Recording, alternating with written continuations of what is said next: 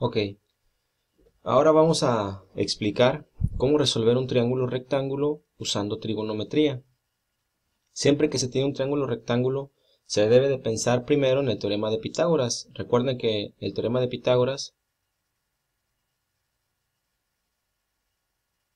el teorema de Pitágoras, dice que c cuadrada es igual a cuadrada más b cuadrada. O sea que la hipotenusa elevado al cuadrado es igual a la suma de un cateto al cuadrado más otro cateto al cuadrado. A esto le vamos a llamar C, a esto le vamos a llamar A y a esto le vamos a llamar B. Entonces, el teorema de Pitágoras solamente relaciona los lados de un triángulo rectángulo. No dice nada acerca de los ángulos. Por ejemplo, a veces los datos que nos den, voy a marcar aquí este ángulo y le voy a poner de nombre alfa. A veces los datos que nos dan en un triángulo no solo son los lados, a veces me dan un ángulo y un lado. Y el teorema de Pitágoras ahí se queda corto, no nos ayuda a resolver este triángulo. Y para eso contamos con la trigonometría y contamos con funciones trigonométricas. Las funciones trigonométricas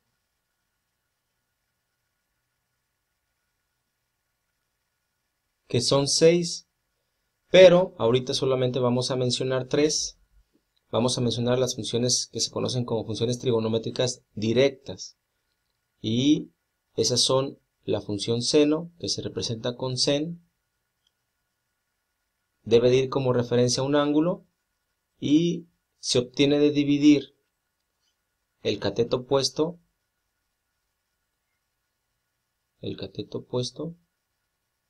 entre la hipotenusa.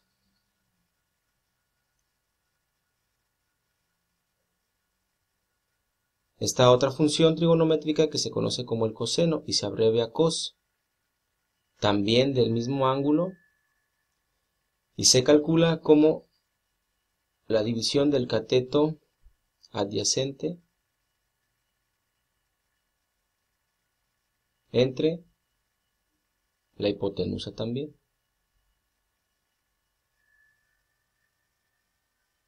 La hipotenusa. Y por último se encuentra la tangente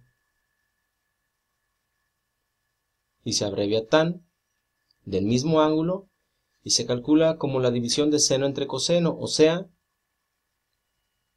cateto opuesto entre cateto adyacente. ¿Qué es esto de catetos? Siempre que se resuelven triángulos rectángulos usando funciones trigonométricas, debemos usar un punto de referencia. Y un punto de referencia me refiero a cualquiera de estos dos vértices. Nunca se debe de seleccionar como punto de referencia el vértice donde se forma el ángulo de 90 grados. Este nunca se debe de tomar como referencia. Se deben de tomar cualquiera de estos dos. Entonces, vamos a dibujar aquí un monito para indicar que ese va a ser mi punto de referencia. Dentro de la trigonometría, a los lados de un triángulo se le conocen como catetos. Y específicamente al lado más largo del triángulo, que en este caso sería la hipotenusa, es marcada con C, ese cateto en particular, le repito, se llama hipotenusa. Y estos dos son catetos. Ahora, si yo estoy parado aquí, si este monito soy yo y estoy parado en este vértice, el cateto opuesto a mí está representado con la letra A, que es este de acá, porque está enfrente de mí, opuesto a mí. El cateto adyacente, la palabra adyacente significa junto a. Entonces, si yo estoy parado aquí, el cateto adyacente sería este representado con B.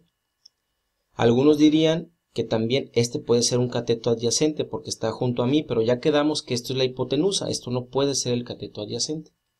Ahora, ¿qué pasa si tomamos como referencia el ángulo de 90 grados? Por ejemplo, si mi monito estuviera ahora aquí, pues aquí no habría ningún cateto opuesto ni adyacente. Habría dos adyacentes realmente, no opuesto, porque el opuesto sería la hipotenusa. Entonces, esa es una de las razones por las cuales no se puede utilizar el ángulo de 90 grados como referencia. ¿De acuerdo? Entonces, recuerden, siempre que se debe resolver un triángulo rectángulo, lo primero es pensar en el teorema de Pitágoras. Si no se puede usar el teorema de Pitágoras, porque para usar el teorema de Pitágoras se requieren por lo menos dos datos, ya sea la hipotenusa y alguno de los catetos, o los dos catetos, entonces se debe recurrir a las funciones trigonométricas, que son seno, coseno y tangente. En el siguiente video vamos a resolver un ejemplo de un triángulo rectángulo, utilizando las funciones trigonométricas.